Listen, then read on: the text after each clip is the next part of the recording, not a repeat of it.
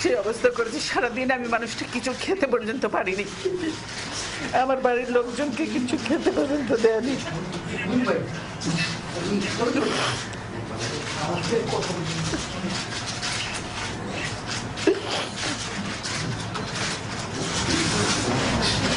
অথচ তারা মিথ্যা কথা বলছে যে আমি নিজে বাড়ি ছেড়ে বেরিয়ে এসেছি। এটা সম্পূর্ণ মিথ্যা কথা, বানোয়াট কথা।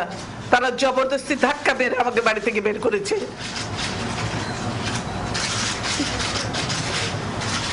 আপনারা গেলে, আপনাদের যদি সাংবাদিকদের ঢুকতে দেয়, আপনারা দেখে আসেন কিভাবে ভেঙেছে তারা।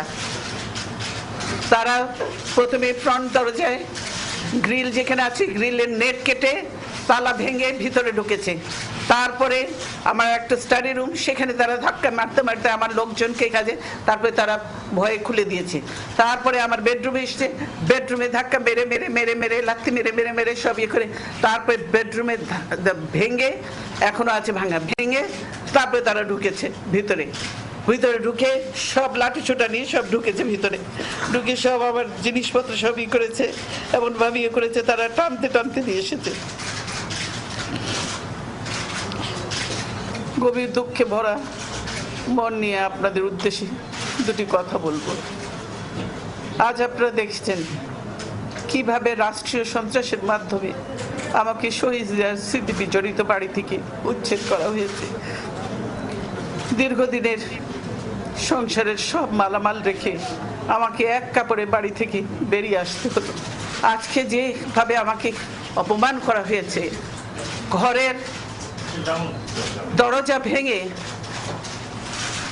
ভেঙে আমার বেডরুমে দরজা ভেঙে রীতিমতো ট্রেনিং হিচড়ে তারা বের করেছে, এবং এমন ভাবে বলছে যে পুরুষ মানুষ এমনভাবে বলছে যে জোর করে ওনাকে উঠিয়ে নিয়ে আসেন, জোর করে দরকার হলে ওনাকে কোলে উঠিয়ে নিয়ে আসেন।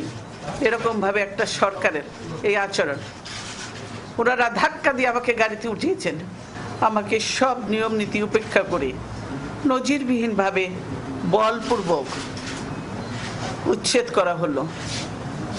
এতে মহামান্য আদালতের সম্মান, অভিপ্রায় ও ভাবমূর্তিকে জঘন্য পন্থায় পদদলিত করা হলো।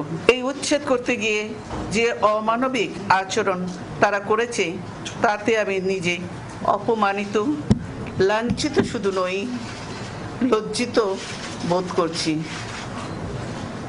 আমার পরিবারের সদস্যদের গায়ে হাত তুলতেও তারা